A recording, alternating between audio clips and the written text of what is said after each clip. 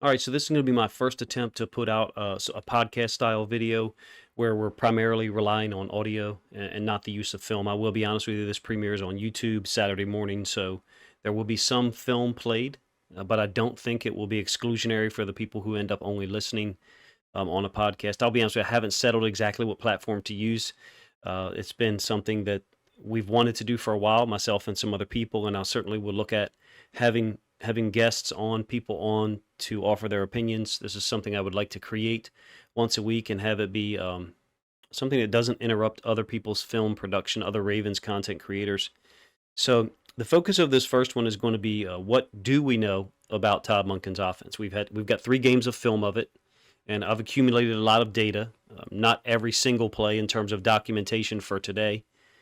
We do know with our backups on the field, there's been periods of time that are very exciting and fun to watch for Ravens fans. Not just when Zay Flowers was on the field, but you think of like the Tyler Huntley-led possession to start the third quarter against the Eagles. It was incredible. We just zipped right down the field. The opening possession of Week 2 against Washington. Josh Johnson, Justice Hill, and of course Zay Flowers capped that one off. They put on a show. I think Flowers capped that one with a 27-yard touchdown catch and run. 6 plays, 5 first downs, 75 yards. Pretty unbelievable. A lot of fun to watch. A late second quarter touchdown against the Commanders. I think Josh Johnson hit Charlie Kolar on a seam route. Then there was the DPI against Tylan Wallace up against the left sideline.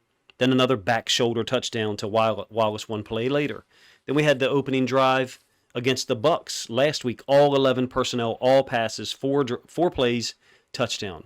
I think some observations I think we can make, even though the starters have not been out there, by and large. We look better situationally, if you ask me. How will that translate at all to the regular season? We look better in terms of tempo.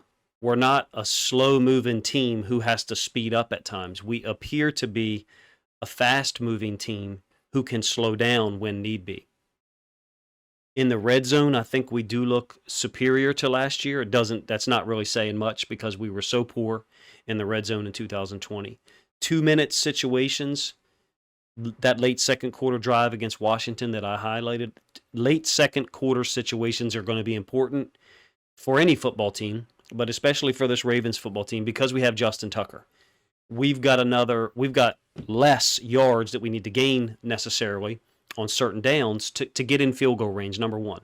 Number two, if you look at last year's season and some of our losses, the Giants, the Jags, I'm thinking of 3 possessions where basically we would have 2 more wins if we didn't have to settle for field goals. So the offense in the red zone and those late second quarter drives, generating a touchdown instead of a field goal or a field goal instead of 0 points, if you ask me, could be the difference between winning 10 games and 12 games in 2023, and in some ways was the difference between winning 10 games and 12 games in 2022. To open games and halves, I've already kind of mentioned it, and we'll go over the data in a moment. Just so you know, if you're listening for the first time, first of all, I appreciate it. But second of all, I record the data I'm going to show you live. And I think right now I have 72 or 73% of all plays organized and charted on paper. The database is far behind the documentation on paper. I'll be real with you because some of the film has been difficult to come by. The NFL.com website and NFL Plus has been unreliable. They continue to claim that it's being fixed, but in any case, my film database documentation is lagging behind my on-paper documentation. You will hear me flipping through papers here. So some of you are familiar with my reaction videos. I got game notes, and in the game notes, I show you, all the data that I track. Drive or possession, personnel that's on the field, down and distance, run, pass, formation across all the personnel groups. Like I said, down and distance, and then I try to give a scheme description of each play concept. And sometimes that aligns with what other people call plays, and sometimes it does not. So why track all that data? For me, I track it both personally and professionally. I'm not coaching anymore. So on a personal level, I want to try to predict plays. That's what I always try to do as a defensive coordinator. Sometimes you're right, sometimes you're wrong. I love to try to do that. That's one of the things that draws me to football. I suspect that we all have that on some level, whether it's offense or defense. And then also professionally, I'm trying to create content that's original and somewhat different about the Ravens. And so I want to have that data to present and provide to people. It's not just filler. It's actually a foundational element of what I try to do. And to be real with you, to merge those two things, personal and professional interest about why I track the data, some offensive coordinators have tells. So it's a formation, it's a personnel group. You know, we just got rid of one last year who had some big tells. On the other side of that coin, and this is what's interesting about Todd Monken's offense, he looks like a guy trying to cover his tracks. He looks like a guy trying to actively obscure his tells. Almost like he knows what they are, and he's trying to hide them. And the reason I'll say that is because some of his formations he uses across multiple personnel groups. So I'll give you an example, and it'll be brief. Twin wing, 2 tight ends to one side, 2 receivers split out wide to the other, running back in the backfield. He's got twin wing 12, which is a pass formation. He's got twin wing 21, which I think is 5 run, 2 pass, where you have the second running back, the fullback, in this case Ricard or Mason, lined up as that second tight end, because you only have one real traditional tight end on the field. And then he's got twin wing 11, where he's using a third receiver as that wing outside the tight end. He seems to be, if you ask me, covering his tracks, almost like he self-scouts before the season starts, if that makes sense. That's the formation that I'll use as an example, but look, I'm gonna tell you up front that out of the 167 plays that the Ravens have ran in 3 games, the data I'm going to present to you today, I have 72.8% of the plays tracked. I think it's 126 or 124, something like that, in terms of live tracking. So all the information that I talked to you about. I want to make a comparison for a moment. When I try to talk about offensive observations, things that I suspect or believe about our offense, it's based on the data. That's again, I don't feel talented enough to make grand or large scale observations unless I have some of the data tracked, to be real with you. Now in the reaction videos, you know, I give my opinion, but I'm generally trying to still base it on the data that's there.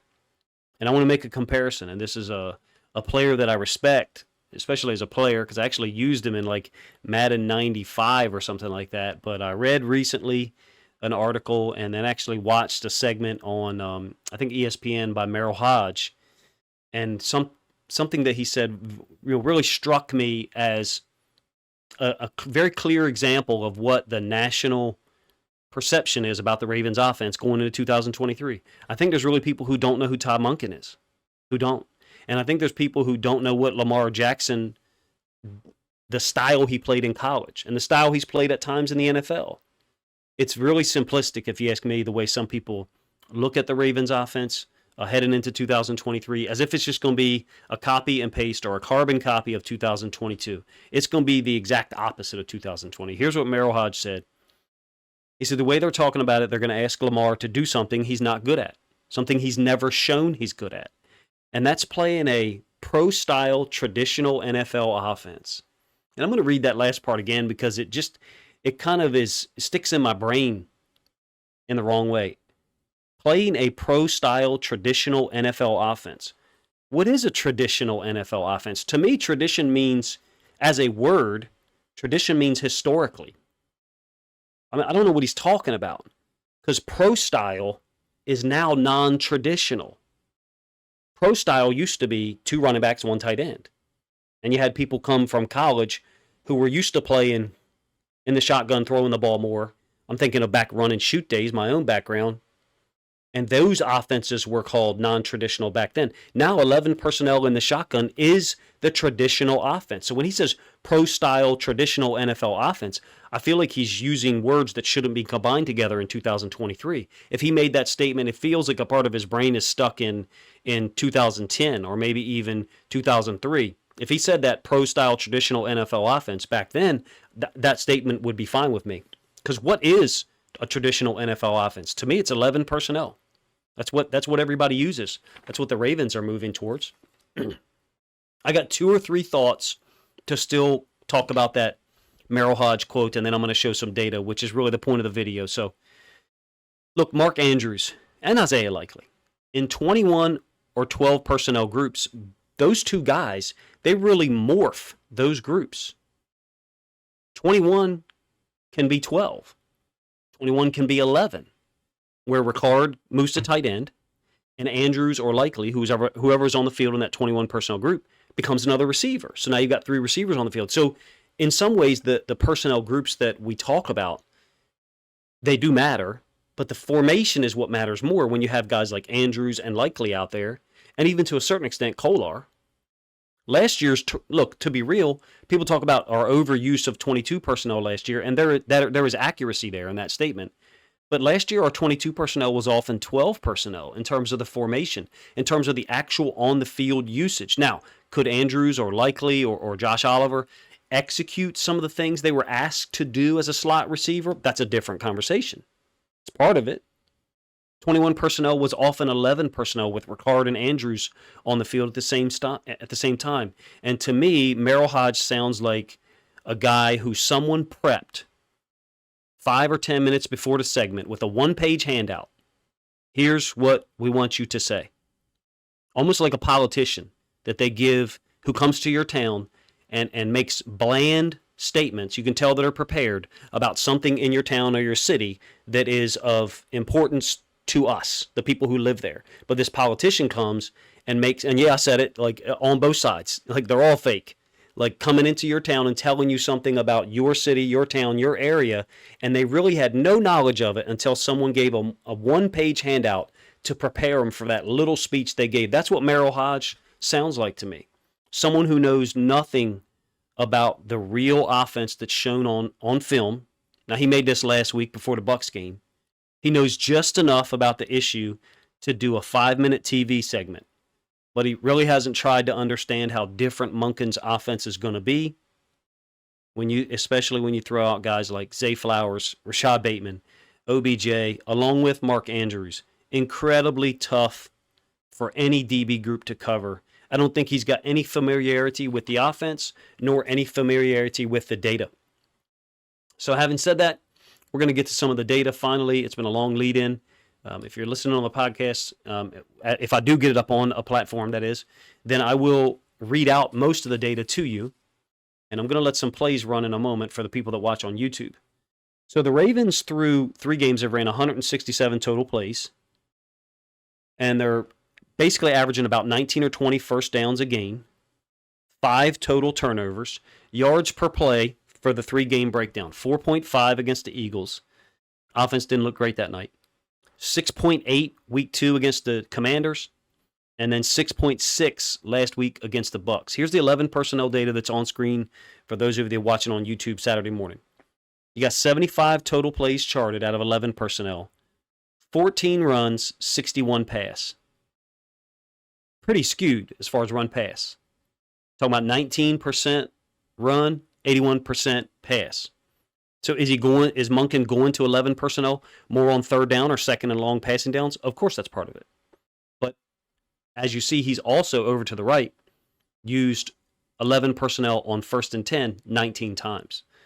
And if you ask me, just looking at the data, the 11 personnel passes on first and 10 is where it's at in terms of yards per play. I think it should be 13.7 up in the top right. But in any case, the yards per play out of 11 personnel pass on first and 10 is where he really seems to be taking advantage of defenses. Of course, it's going to be different. We have Lamar out there, and we have OBJ out there, Andrews. Yes, his play call sheet will change some depending on the opponent each week, of course. But when we track the data over 3 games, we can start to get a picture of what's there. Do I expect that 19% run, 81% pass? Do I expect that differential to get a little closer together out of 11 personnel over the course of the year? Absolutely. Do I think it'll get to 50-50? No way. It looks to me like out of 11 personnel, we'll probably get to 35% run, 65% pass would be my guess. But, that's just me projecting the data forward. You can see where we're at now. Main formations that he's using, trips, bunch. Listen to these numbers. Trips and bunch, anytime you got 3 receivers to one side, 1 receiver to the other, you combine those two, you got 33 plays, 29 of them passes, 4 runs. So when you see Todd Monken line up with 3 receivers to one side, 1 receiver to the other in the regular season, week 1 against the Texans, look for a pass play. We might be wrong. He might go, again, I think he self-scouts, so he may go against that tendency, but that tendency's there. That's the data. If you trust that I'm actually tracking the data and giving it to you, not just succinctly and organized, but I'm giving it to you in an accurate fashion. Flex, so four players spread out wide, 2 to the right, 2 to the left. It's a 2-by-2 formation. Now, tip in 11 personnel, one of those is going to be a tight end because the running back's in the backfield. So flex, 2-by-2 formation, 2 runs, 19 passes out of 21 plays.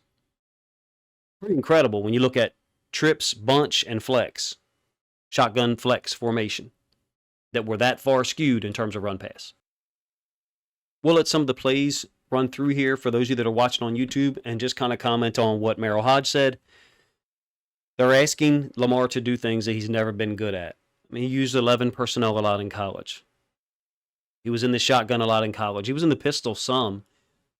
If he wanted to make a comment and say they're moving away from the pistol, which has been a big part of the offense the past 2 or 3 years, and they're going to a more traditional shotgun, let's be honest, if you watch high school, college, or NFL football, and tell me if I'm wrong in the comment section, the majority of the plays you're going to see are going to be out of the shotgun, like the ones I'm showing you here.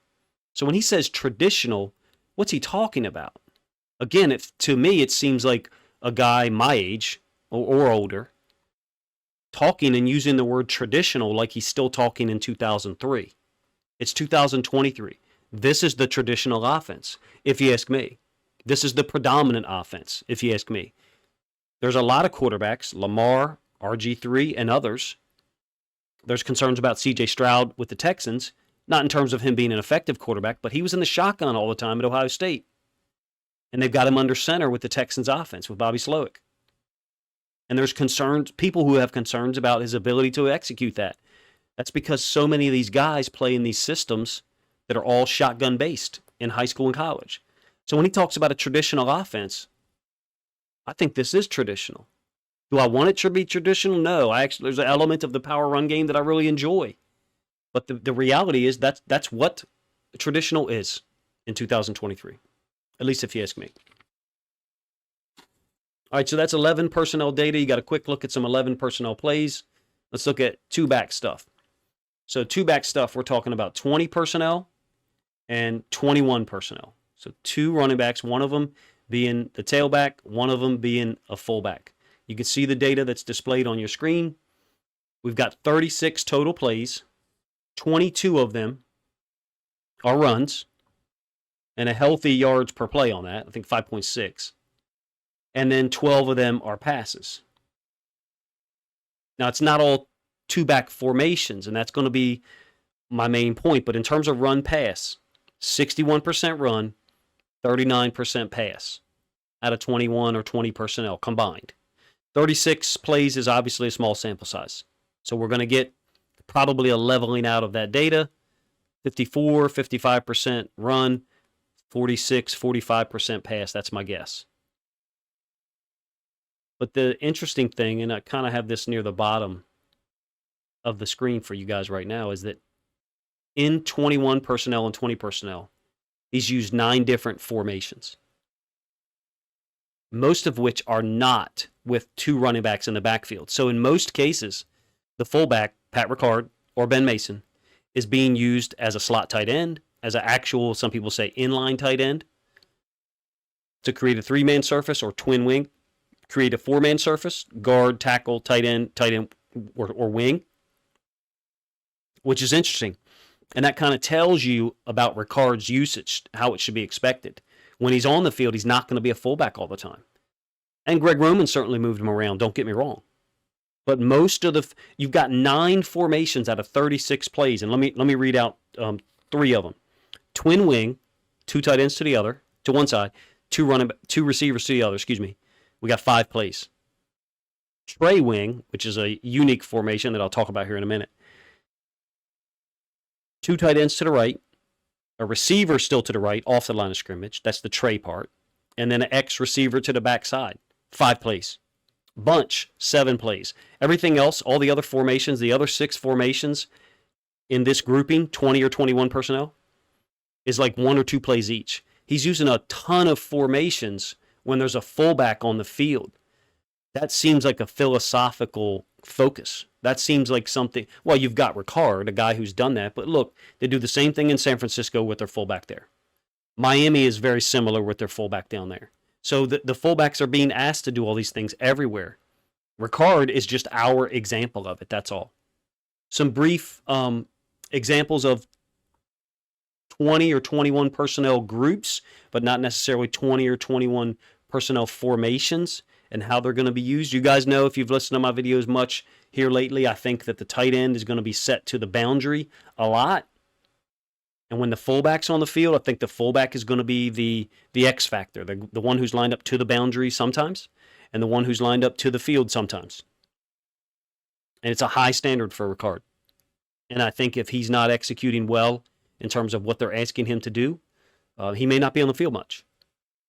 Right now, I have 36 plays out of the 124 that are 20 or 21 personnel. So basically about a fourth, a little bit more than a fourth. I think it sounds like about 27% to me. That's just a guess.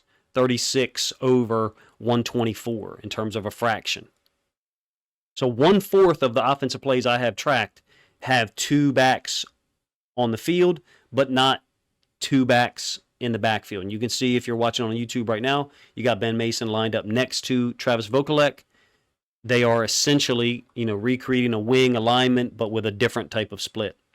The descriptive word for it I can't use here. So in any case, 20 personnel, 21 personnel should be a run-heavy formation, run-heavy personnel grouping, and it is for us right now about 60-40. How often do you think the Ravens are going to use 20 or 21 personnel in the season this year?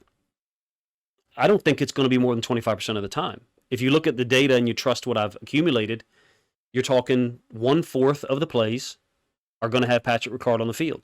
The rest are not. We're either going to be in 11 personnel or 12, which I'll show you the 12 personnel data in a minute. So when we're trying to discover or determine what Todd Monken's offense is, we can look back at Georgia. That also, has to be mentioned that they had Darnell Washington and had Brock Bowers, 2 great tight ends. So he's going to spend a lot of time in 12 personnel and 13 personnel. Additionally, when he was in Cleveland, they used 11 personnel a lot because they had good receivers. OBJ being one of them. Had a great running back in Nick Chubb. And then in Tampa Bay, his offense was somewhat different. He used a lot of 11 personnel. So my point is, I think he's going to have to adapt, and we don't know what it is yet. And so for a guy like Merrill Hodge to say he knows what it is and he knows it's not going to work, that's just ridiculous. I'm sure Merrill Hodge is just a low-hanging fruit example for me. But as someone who goes out there and tries to actively aggregate the data and present it to you, I take a little bit of offense to it. All right, the last one that we're going to look at is the one that I think a lot of people are interested in, 12 personnel. Now, I don't have a lot of plays queued up for 12 personnel, to be honest with you. But I do have the data on 12 overall plays charted through 3 games. And it's 5 runs, 7 pass. So initially it looks, somewhat balanced because 5 and 7 are close together. But percentage-wise, those numbers are really far apart, 41% to 59%. Trey wing is a unique formation that Monken's seems to like a lot, if you ask me. And I have it on the screen for you guys. Now, I don't know what your experiences or background is in coaching football or drawing plays. Most people like to draw the offense on the top and the defense on the bottom. Some people like to do it the other way. It's whatever. But in any case, it involves 2 tight ends, the Y and the H, next to each other, basically creating a wing alignment, and the Z on the same side, hence Trey, meaning T3. And Trey usually stands for tight end on the line, next to the tackle, trips. So it could just be Trey or it could be Trey wing. And then an X receiver backside. What's this going to do? Well, to me, I think it's going to force, Todd Monken's going to force defenses to do things with their boundary side safety, in my opinion.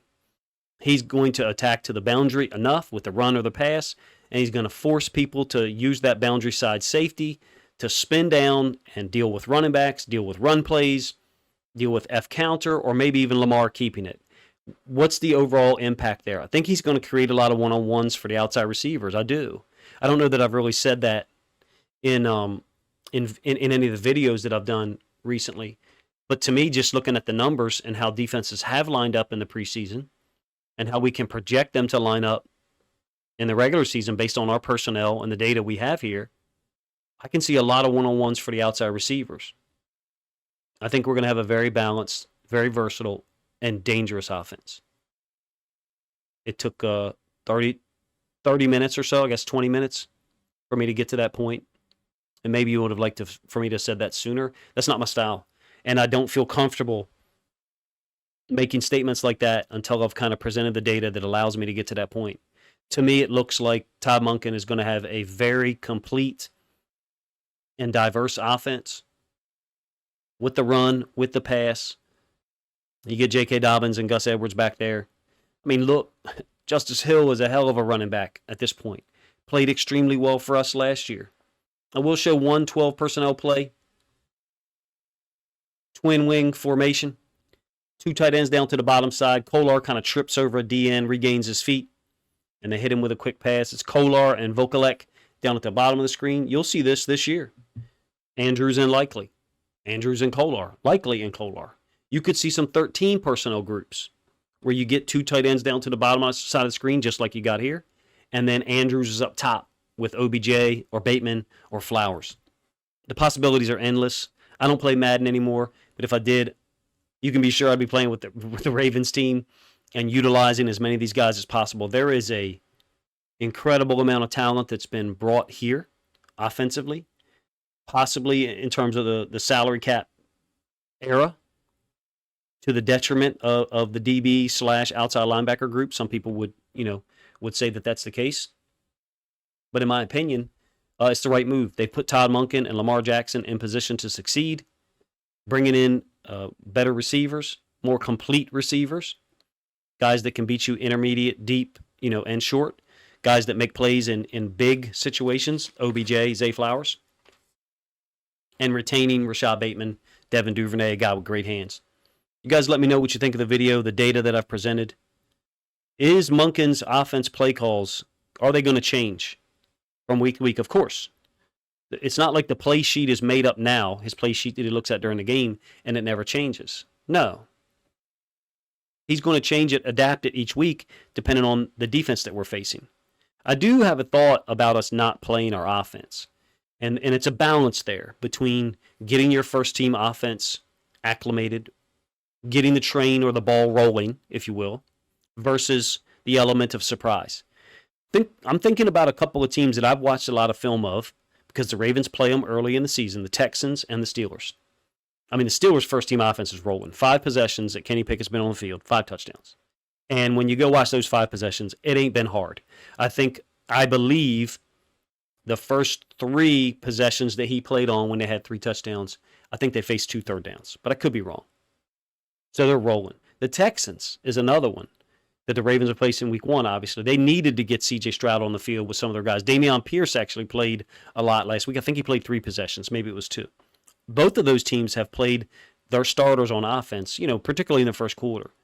The Bucs and the Commanders also did. They both gave cameos to their starting quarterbacks, their starting offenses against the Ravens. There's some benefit to that. I'm going to be honest with you. I prefer the element of surprise. I prefer the element of surprise with this team, with the amount of playmakers that we have.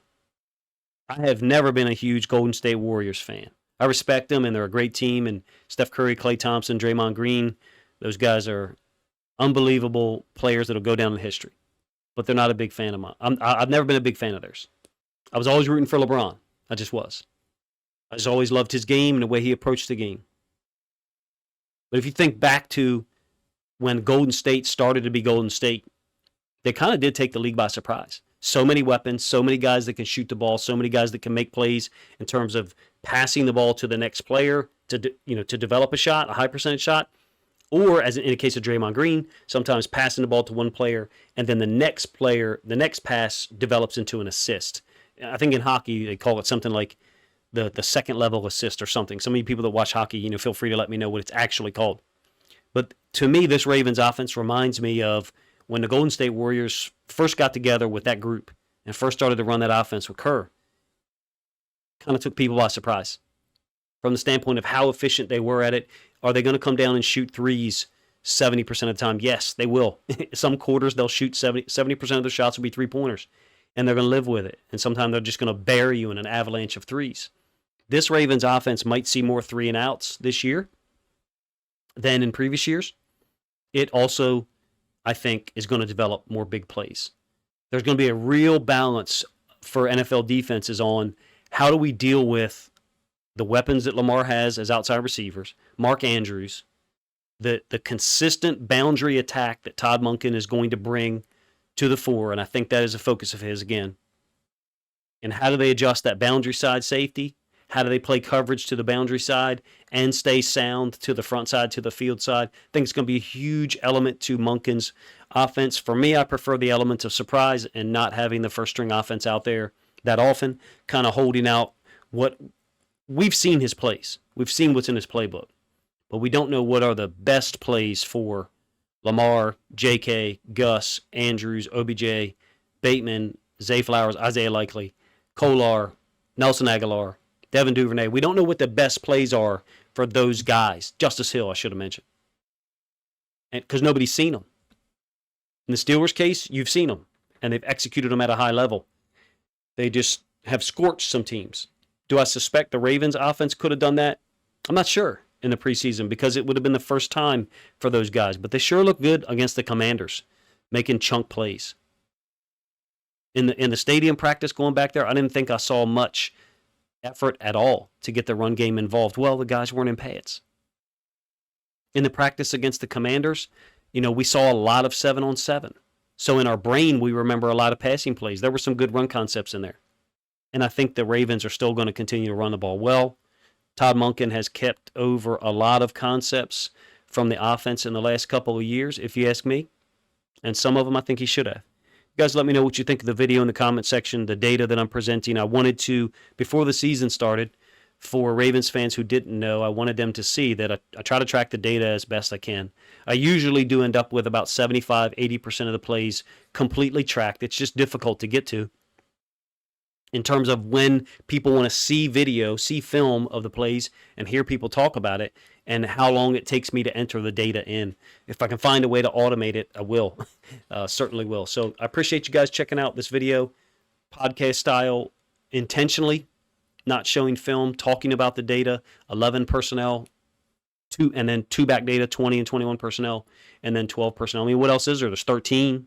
We haven't seen 13 yet, but you would have to think we will, since Kolar is going to be, active along with Andrews and Likely. I enjoyed this type of video. It did take a significant amount of time to prepare, so please give me some feedback on what you think so far of how I was able to present this. In future weeks, what I would like to do is review the offense from the previous week in a podcast style, probably on Wednesday or Thursday mornings. That's what I would guess. It's going to take me a couple days to prep it and review it, and because I have gotten a lot of feedback in the last year or so from people who say, hey, I like listening to your content when I'm doing whatever, driving to work, taking a run, etc. And so I thought, well, there's an untapped audience there, so I'd like to feed that. If you guys enjoyed it, please let me know. I will continue this during the season after week 1 and try to review the Ravens offense each week, take a look at the data, what was successful and what was not, and how the offense might need to shift or move as the season progresses and we move forward. Appreciate you guys' time.